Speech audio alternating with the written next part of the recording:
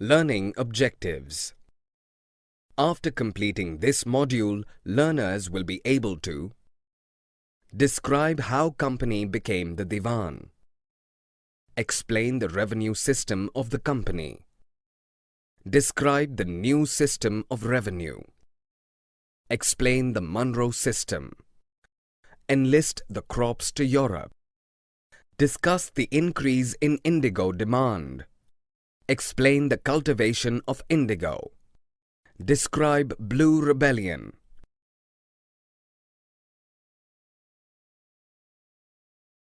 Company becomes the Diwan. The East India Company was appointed as the Diwan of Bengal by the Mughal Emperor on 12 August 1765. The East India Company was the chief financial administrator of the territory under the control of Diwan. Revenue of the company. The company demanded large revenue without setting up any regular system of collection and assessment. The economy of Bengal was going through a deep crisis because the artisans were forced to sell their goods to the company at cheap prices. Peasants were not able to clear the dues of the company. Agriculture and artisans' production was on the verge of decline. In 1770, 1/3 of the population of Bengal was killed in famine. Permanent settlement. In 1793, the company introduced permanent settlement in order to overcome the economic crisis. Rajas and talukdars acted as zamindars.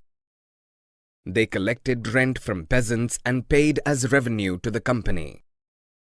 Problem with permanent settlement. Zamindars were not willing to make any investments for the improvement of land. Revenue fixed by the company was very high for zamindars. During first decade of 19th century, market price rose and cultivation expanded. It led to the increment of income of zamindars. Company still suffered loss because the revenue from zamindars was fixed permanently. Cultivators in villages found this system extremely oppressive, as they were unable to pay high rents demanded by zamindars. New system, Mahalwari system. In 1822, Holt Mackenzie, an Englishman, designed a new system for the northwestern province of Bengal Presidency. He regarded villages as improvement social institution in North Indian society. He instructed tax collectors to go village to village for the inspection and measuring of land, in order to estimate the revenue to be paid by each village. The revenue was not fixed, it was revised periodically. The revenue was collected by the village headman. This system of revenue was called a new Mahalwari system. The Monroe system. In the British territories of South India, the new system of permanent settlement was known as Ryotwari system or Monroe system. Captain Alexander Reid tried Rotwari system on small-scale areas that were taken over by company after wars with Tipu Sultan. Traditional zamindars were absent in South India. The settlements were made by the cultivators, ryots. Drawbacks of Monroe system. Income from the land decreased. Revenue demand was too high. Peasants were unable to meet the revenue needs. Cultivators fled to countryside. Villages became deserted. This led to the decline of Monroe system.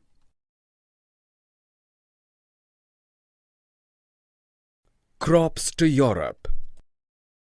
Company tried expanding the cultivation of opium and indigo in India by the end of 18th century. Cultivators were forced by the British to produce jute in Bengal, sugarcane in Uttar Pradesh, rice in Madras and wheat in Punjab. Indigo. Indigo is the blue color dye obtained from indigo plant grown in India. In 19th century, India was the biggest supplier of indigo in the world. Indigo was used in Kalamkari prints created by weavers of Andhra Pradesh, floral prints produced by famous poet and artist William Morms. Reasons for the demand of Indian indigo.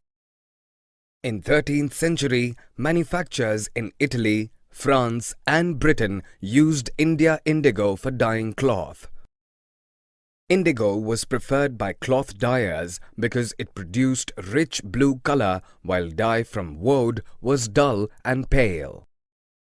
With the expansion of cotton production and industrialization in Britain, the demand for cloth dye increased, resulting in increased demand of Indian indigo. The existing supply of indigo from America and West Indies collapsed, due to which Britain saw India as the only source of indigo. System of indigo cultivation. Indigo cultivation in India. In India, indigo cultivation was done under two main systems: Nij system, Rayoti system. Nij system. In Nij system, the indigo was produced on the land that was directly controlled by the planters. Drawbacks of Nij cultivation. Expansion of area under Nij cultivation was difficult for the planters. Large-scale Nij cultivation required big investment, due to which planters avoided its expansion. Rayoti system. In this system, ryots were forced by the planters to sign a contract, an agreement called Satta. Those who signed the agreement got advance cash from planters at low interest rates for the production of indigo. The peasants got very low price of the indigo they produced, and the cycle of loans never ended. Indigo made the soil infertile. After an indigo harvest, the land could not be sown with rice, which the peasants preferred. The Blue Rebellion and after. In March 1859, thousands of ryots in Bengal refused to grow indigo. As the rebellion spread, ryots refused to pay rents to the planters and attacked indigo factories. Ryots swore that they would no longer take advances to sow indigo nor be bullied by the planters' lathials.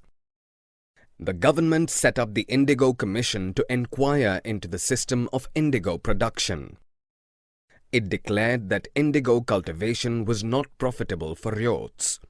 Hence, they could refuse to produce indigo in future. After the revolts, indigo production collapsed in Bengal. The planters now shifted their operations to Bihar.